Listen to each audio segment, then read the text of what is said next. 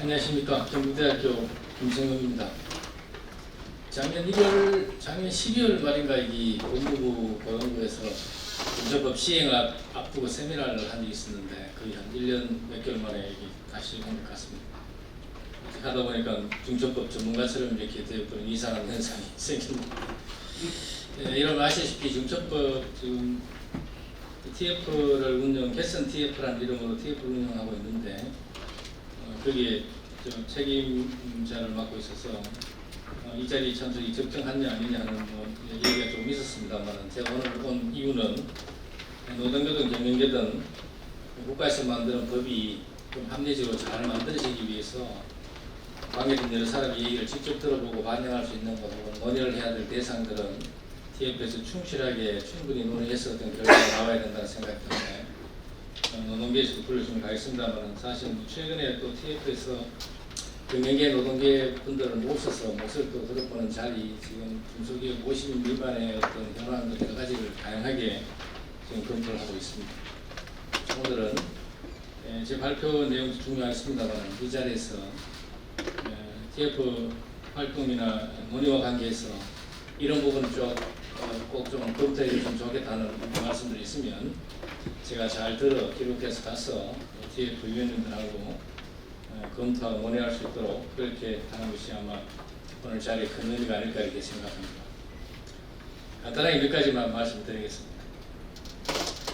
아시다시피 중처법이 생기고 나서 누구도 만족하지 못하는 법이 아니냐 뭐 이런 얘기들도 있고 최근 1월달에 중처법 개선 TF라는 이름으로 산업부 관련 로드맵이 나오고 나서 산업법령 개정 TF, 중처법 TF 여러 가지 TF가 지금 들어가고 있는데 중처법 논의는 여러분 이미 로드맵에서 잘 보셔서 아시겠습니다만 발표문에 보시면 25쪽, 24쪽 그 부분에 정부에서 발표된 내용들이 들어있습니다. 산업부 관련 법령에 이런 실태를 파악해서 위험성 평가를 적정하게 실시하고 재발 방지 대책 수립, 중대재해 예방의 핵심 사항 중심으로 처벌 요건을 명확화한다. 위험성 평가와 처벌 요건 명확화. 상습 반복 다수 사망 사고는 확실히 형사 처벌을 하되 그렇지 않은 부분에서는 중대재해 예방 실효성을 확보하기 위해서 안전 투자라든지 형사벌 이외의 다른 제재가 적합한지 여러 가지 것들을 검토해보겠다 이런 취지로 소개되고 있습니다. 그런 부분에 대해서 전반적으로 지금 검토하고 논의를 보고 있는데요. 아시다시피 보건부에서 중처법 개선 TF가 생긴 그 다음 날 더불어민주당에서는 반대되는 또 다른 TF를 하나, 대응 TF를 하나 만들었습니다.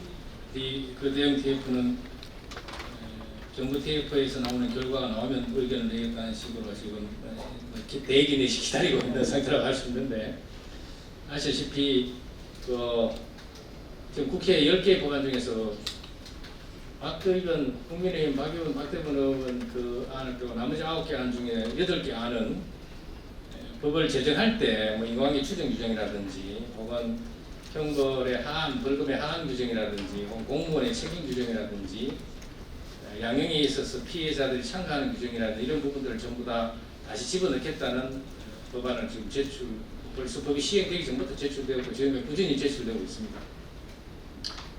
달리 얘기하면 그런 일이 있어서 안 되겠습니다만은 지금 생각할 때 중처법의 내용이 어떤 사람들에게 유리하다든지 그런 면역이 있다고 느끼시면 바로 그 법을 입법 활동하겠다는 그런 식의 태도를 갖고 있는 것 같습니다.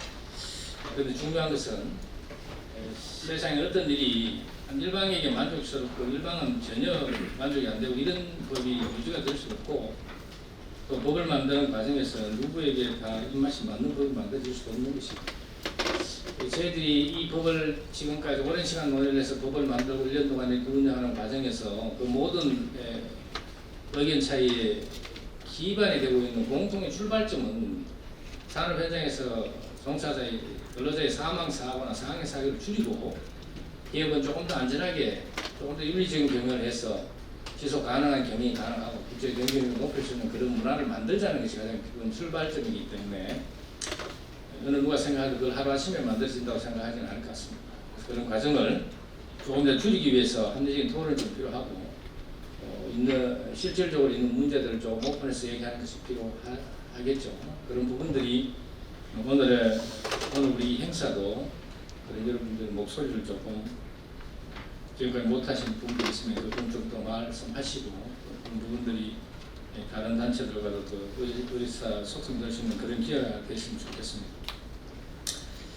그 기업에서 TF 논의와 관계에서 혹은 지금까지 중첩법 운영과 앞으로 개정 방향 관계에서 핵심적으로 논의되고 있는 내용을 이미 다 공개가 된 내용입니다만 26페이지에 보시면 기업들은 중대재해처벌법의 구성 요건이 지금 명확하지 못하다, 뭘 해야 될지 모르겠다 이렇게 얘기를 하고 또 노동계에서는 기존에 있었던 산안법상의 600몇 가지 의무라든지 혹은 위헌성평가 산안공단에 나온 위헌성평가 기준이라든지 혹은 거기 시행령의 9가지, 4가지 지금 총 13개라고 표현합니다만 거기에 있는 규정들을 보면 오히려 경영계에 면책을 주는 규정이다. 그것만 지키면 처벌하지 않겠다고 하지 않는다. 이렇게 똑같은 내용 아주 상반된 입장으로 이렇게 바라보고 있습니다.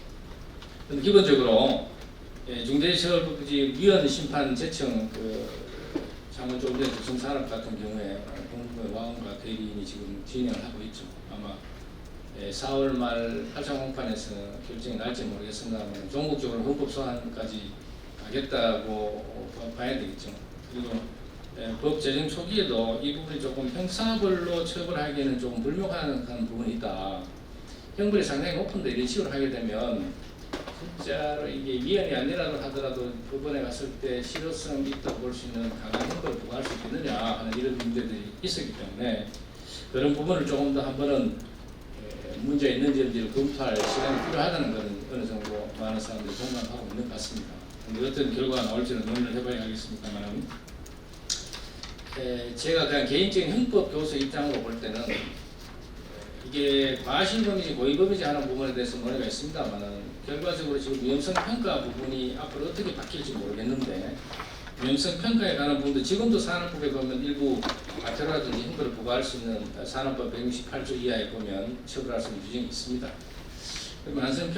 안전성 위험성 평가를 고의로 하지 않았다고 할 때 그런 업체들이 들어 있거든요. 했다고 할 때 그 고의범과 나중에 과실이 합쳐지면 결과적 가정형도 만들어지는 이런 구조가 생기거든요. 무슨 얘기냐? 안전성 평가를 왜 이렇게 강조할까? 안전성 평가를 부각시키는 것이 전국적으로는 중첩법의 구성 요건을 해석하는데 유리하게 될까, 기업자 입장에서 불리하게 될까 하는 부분을 한번 생각해 볼 필요가 있을 것 같습니다. 어쨌든 그런 부분에서 지금 기본적으로 형벌로 처벌할 건 처벌하고 형벌로 처벌한다는 것은 상당히 비난 가능성이 높다는 걸 얘기하니까 위반 사건 중에서도 조금 비난 가능성이 높은 상습 다수 반복이라는 말을 아마 연구에서 그렇게 썼는가 본데 그건 이미 정해졌어 이런 건 아니고 그냥 논의 차원에서 그런 얘기를 한 것 같은데 그 맥락은 좀 중대한 위반을 형벌로 처벌하는 것이 형법의 원리에 맞지 않겠냐는 이런 취지고요. 아시다시피 다 전문가시니까 아시다시피 외국의 경우를 자주 인용도 하고 호주의 예를 들고 캐나다의 예를 들고 하는데 호주, 캐나다 빼고 다른 나라들은 대부분 CEO나 사업주를 형벌로 처벌하지 않습니다. 호주나 캐나다는 아주 강하게 처벌하고요. 물론 이제 그것이 실질적으로 몇 건에서 실행 선고가 됐냐 하는 것도 통계적으로 조금 파악하기 어려울 정도로 사실 사건이 적습니다만 그래서 가능하면 상징적인 입법으로 불만을 만들기보다는 실질적으로 형벌로 처벌해야 될 중요한 부분들을 가려서 처벌하는 것이 더 맞지 않겠냐 이런 논의들이 있는데 그런 부분들이 어떻게 검토가 되고 반영이 될지는 지금 상태는 잘 모르겠습니다. 그 두 번째로 과징금, 벌금, 과태료, 불법이 환수제도, 검증제도 도입에 관한 부분들이 얘기가 되는데요. 아시다시피 선진 각국에서는 이 기본적으로 형벌로 개인을 처벌하는 것에 여러 가지 제약들이나 엄격한 조건들이 적용이 되기 때문에 실질적으로 크거나 작건 아주 소규모의 10인 미만의 사업장에서 CEO가 모든 걸 다 관리하는 이런 사업장은 개인의 책임이 사고의 여부를 좌우하지만 규모가 좀 커지게 되면 그 기업 자체에 여러 사람들이 과실이 누적이 된다든지 혹은 조직적으로 한 사람이 책임질 수 있는 그런 문화들이 만들어지기 때문에 기업 자체의 안전 문화가 사고를 만든다 해서 법인 자체를 처벌하는 것이 주로 대책의 외국의 주로 대책의 방향이죠. 그래서 지금 우리가 잠정적으로 CEO를 꼭 처벌해야 되겠다. CEO가 처벌되지 않으면 나는 이 법이 제대로 기능한다고 보지 못하겠다는 목소리가 큽니다만, 과연 그것이 지속될 수 있는 그런 제도 이제 한번 생각할 필요가 있고, 또 두 번째로는 외국에서 이렇게 법인에 대한 제재가, 법인은 주로 금전 제재나 혹은 경우에 따라서 사업 취소까지도 갈 수 있는 영업 허가를 취소하는 경우가 갈 수도 있겠죠. 점지도 있고. 그런 부분을 접근하는 이유가 뭘까? 우리도 똑같은 그런 법제를 갖고 있는 나라에서 법이 제대로 적용되기 위해서는 어떤 방향으로 접근하는 게 만족하는 부분들도 논의가 되어야 될 것으로 검토 필요가 있을 것 같습니다.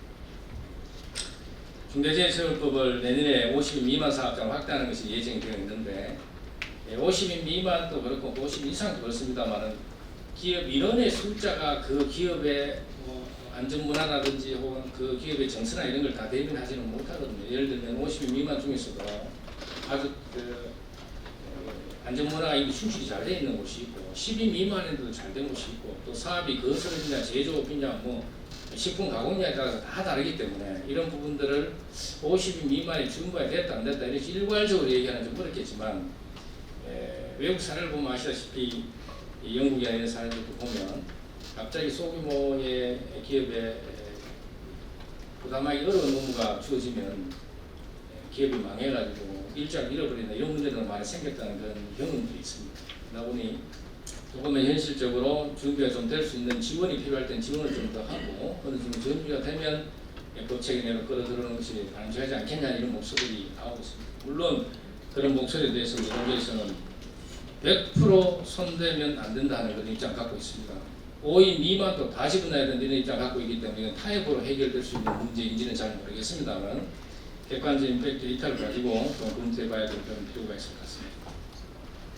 산업안전보건법과 중대재해처벌법의 체계적인 관점, 이 산업법의 중처법에 있는 규정을 집어넣으면 될 것을 왜 이렇게 만들었냐 하는 사람도 있고, 또 중처법은 산업법과 다른 거다, 이거는 같이 섞으면 안 돼, 이건 처벌하려고 만든 법이지 산업 현장에 안전하고 관계없는 거야, 안전은 산업안전보건법으로 해결하고 중처법은 처벌하려고 만든 법에 왜 자꾸 이걸 산업법에 집어넣어서 규모나 볼륨을 줄이려고 이상한 생각을 하고 있냐 이렇게 비판을 합니다. 이 부분도 상당히 토론이 열리기 어려울 정도로 입장에 많은 차이를 갖고 있는 이런 부분인데요. 주로 이런 부분들이 지금 최근 매스컴 이런 데서 기업에서 논의되고 있다고 논의한다는 이런 얘기가 나오고 있고, 이 관련해서 학계에서 보면 최근에도 제가 좀 전에 말씀드린 그런 유형의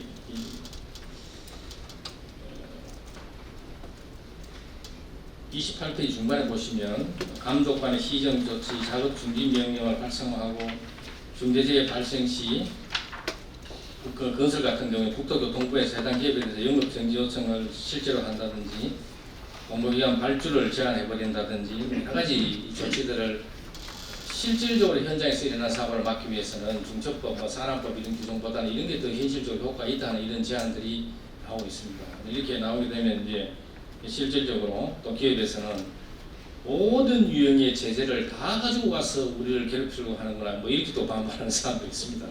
그런데 기본적으로 달리 말씀드리면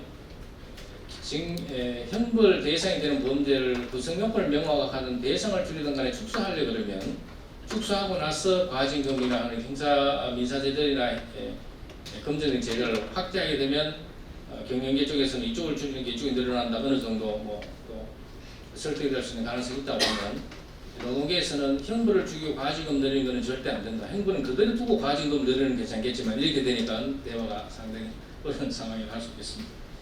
그래서 최대한 의견을 조율하는 노력이 필요하겠지만, 그것이 안 된다고 하면 다수의 전문가들이 합리적인 의사결정이나 논의를 통해서 안전한 방향을 잡아나가는지 좋지 않을까 이렇게 생각합니다.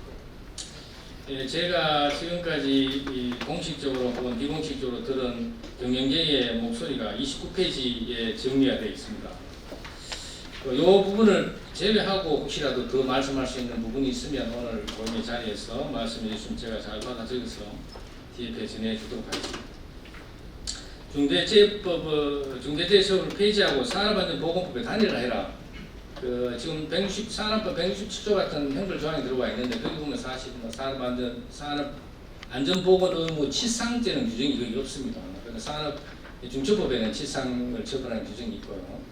그리고 산업법 자체도 제가 10수년 전에 한번 여러 가지 기회로 한번 들여다본 내용이 전혀 바뀌지 않는 구조인데 벌금, 과태료, 가토록의 금액이 여러 가지가 좀 합리적으로 되어 있지 않은 부분들도 많이 있었어요. 그런 부분들을 수정하면서 중처법에 있는 지금 6조의 처벌 규정을 산업법을 집어넣는 게 어떻겠냐 이런 목소리가 있는 것 같고, 중처법을 제도를 존치하더라도 그 대신에 제재 방식이나 적용력을 좀 개선하자. 대표이사 좀 CEO, CSO 얘기 나왔습니다. 그리고 인과관계 문제가 가장 큰 쟁점이 될 것이라고 누구나 다 예상하고 있는데 그 부작위이기 때문에 가지고 특성이긴 한데요. 그러다 보니까 이제 지금 나와 있는 8개 입법의 거의 대부분은 인과관계 수준 규정을 다시 넣자라고 지금 얘기를 하고 있습니다. 그 직업성 질병자 이런 부분을 좀 명확하게 해야 되고, 상시 근로자나 혹은 하청기업 지금 도급 원청의 책임이 지금 많이 논의가 되고 있다고 했고요. 원청의 책임을 지우는 게 또 중대재해처벌법을 만든 사람들이 중요한 의도였기도 했죠. 근데 원청의 책임을 어디까지 지게 할 것이냐 하는 부분들은 실질적으로 하청에서 들어오는 사람들, 하청에서 고용하는 고용자들의 질, 혹은 이 사람이 일용직인지 정규직인지 여러 가지 문제들을 결과적으로 다 관리해야 된다고 하면 이건 내 사업이지 이거 어디 하청이냐 이런 얘기도 하는 사람이 있을 수 있겠죠. 그런 부분들에 대한 것도 좀 검토해달라는 얘기고요. 종합 지원 방안을 좀 마련해서 안전 인프라 구축하는 좀 지원해달라. 지금 10인, 20인, 50인 미만에 따라서 좀 전에 말씀드렸지만 10인 이하인데 준비가 잘 되는 것이 있는 반면에 50인 이하인데 전혀 나는 뭐 닥치면 어찌 될지 나는 모르겠다는 지금 기업도 있습니다. 그래서 그런 부분들을 지금 아시다시피 고용부에서 5천억 1조 가까이 지금 직원 안전보건에 관한 비용을 들이고 있다고 제가 알고 있는데, 차제에는 행사비를 줄이고 과징금을 받아서 과징금을 안전기금으로 확보하는 이런 재단 기금을 운영하는 어떤 이런 안들도 학자들 중에 나오고 있습니다. 중소기업청 같은 경우에는 형벌을 조금 낮춰달라는 거고, 그런데 안 변호사 발표 중에 나왔습니다만 일정한 업무를 이행하게 되면 인정제처럼 책임을 면하게 할 수 있는 그런 부분들 경영계에서 계속 얘기하고 있고, 근로자 책임 명확화는 지금 예를 들면 독일법 같은 경우에 보면 외국법이 대부분 다 그렇습니다. 사실 안전보건이라는 게 현장에서 사업장에서 사고가 나서 사람이 죽거나 다칠 수 있는 위험을 미리 발견해서 예방하라 이런 거기 때문에, 예를 들어서 안전모를 쓰라고 시켜서 안전모 안 써서 사고 나면 이게 기업주 책임이냐 근로자 자기 책임이냐 이런 논의가 항상 불거지죠. 그래서 실질적으로 이 외국에서는 협조 의무라고 이렇게 표현하기도 하는데, 사업주가 현장에서 안전보건 의무를 이행을 하려고 하면 근로자가 협조를 해야 되죠. 그래서 근로자 협조 의무를 부과하고 협조 의무를 위반하면 과태료를 준다든지 경우에 따라서는 그런 위반이 있으면 위반이나 사고가 있으면 국가기관에서 어떤 지시나 명령을 내리는데 그 명령까지 위반하게 되면 실질적으로 처벌이 되는 이런 유형의 법들을 어느 정도 갖고 있습니다. 우리가 이거 이제 한번 도입해 볼까라고 얘기를 하면 노동자를 처벌하는 건 절대 안 된다고 하죠. 처벌을 형사벌로 꼭 처벌하는 게 아니라 하더라도, 예를 들면 고용계약도 민사의 계약에서 출발하는 그런 관점에서 쓰게 된다고 하면 여러 가지 이 고용계획이나 사업 발주단 이런 부분에서 또 명확할 수 있는 그런 방법도 있다고 하는 사항입니다. 50인 미만 사업장은 지금 한 2년 정도 유예해달라는 주장이 중소기업에서 나오는데요. 지금 저희들이 여러 가지 데이터 설문조사를 하고 있는데, 실제로 우리가 예상하는 것하고 현장에서 어떤 목소리가 나올지 하는 건 지금 감을 잡기 어려운 부분이 좀 있었어요. 나중에 그런 결과들이 나오면 또 합리적인 의견을 반영하도록 지금 준비를 하고 있습니다. 노동계 의견을 보시면 30쪽, 31조인데요. 노동계는 생각이 분명한 것 같습니다. TF 논의를 당장 중단하라는 겁니다. 왜 멀쩡한 부분을 왜 중간에 지금 문제 없는 거 고치려고 하느냐 이거죠. 그래서 개정 작업 자체가 의도가 있다는 거고, 지금 재판에서 판결이 지금 한 건 나왔는데 10건, 100건 말고 한 건 나왔는데 뭐 벌써 개정 논의를 하냐 이런 얘기입니다. 그것도 일부 뭐 합리성 있는 얘기입니다만, 지금 이미 판결이 나오기 전에도 조금 문제가 있다고 하는 부분들은 꾸준없이 검토의 대상이 되고 있는 것이 현실이고, 또한 국가의 어떤 법이나 국가의 운영이 한 놔두고 될 때 보자 이렇게 하면 안 되겠죠. 지금 운영되는 부분, 운영되는 법들이 있더라도 그거를 개선한 작업들은 꾸준하게 이루어져야 된다고 저는 그렇게 생각하고, 경영 책임자를 지금 좀 전에 말씀하신 것처럼 고양시청에서 그 대표이사를 부분 그룹이니까 부분 사업이라고 할 수 있겠죠. 제가 알기로는 실제 수사관들은 기업 사업주, 건설 사업주를 피의자로 했는데 검찰에서 아마 그룹의 대표 회장을 피해자로 피고인으로 기소한 걸 그렇게 알고 있습니다. 그만큼 이 실질적인 책임이라는 게 어떤 의미를 갖고 있냐 하는데 해석이 좀 달라질 수 있을 것 같은데, 결론적으로는 규정을 어떻게 만들든지 간에 종국적으로는 실질적으로 영향을 미쳤거나 실질적으로 판단하는 사람이 누구냐에 따라서 결정될 것이다, 저는 그렇게 보고 있습니다. 그래서 이걸 경영 책임자로 하든 경영 책임자 등으로 하든 혹은 CEO를 하든 CSO를 하든 그게 중요한 것이 아니고, 지금 이 법은 내가 실질적으로 가서 확인했기 때문에 책임을 묻겠다는 게 아니고, 어떤 사람에게 가서 확인해라는 의무를 부과하는 것이 미리 지금 만들어진 법이어서 나중에 해석에도 문제가 되겠습니다만, 현실적으로 그런 문제들이 있어서 거기에 손대지만 자꾸 등이 이상하다 모르겠다 하면 아예 노동계에서는 대표 이사라고 그냥 정해버리자, 법에. 이런 얘기까지 하고 있습니다. 벌금이 너무 낮자 10억 이하로 되어 있으니까 벌금 하한이 없으니까 25,000원도 되잖아. 감경하면 하한을 두자 정도고요. 현장을 훼손한 처벌 규정, 오해 위반 사업장 적용 제외하는 규정도 삭제하고 모든 사업장에 다 적용하자. 물론 그런 건 있겠죠. 노동계에도 이 내용을 전부 다 100% 자기들이 실현하겠다 이런 의미를 갖고 이렇게 내놓는 건 알 겁니다. 협상을 하고 타협을 하고 대화를 하려 그러면 어느 정도 강한 요구를 해야 하는 반정도는 받아들일 수 있다 이런 생각을 하겠죠. 중요한 것은 지금 4월 초에 나온 1년 6월에 집행유예 3년 판결이 나름대로 여러 가지 사건 사실 확정에 대해서는 큰 다툼이 없었습니다만은 그 형벌이 3년 집행유예 나온 부분들이 그날 당일 노동계에서는 이게 무슨 이런 말도 안 되는 낮은 형이 있냐고 비판을 했고, 경영계 측에서는 예산보다 형이 중하다고 이렇게 얘기를 했습니다.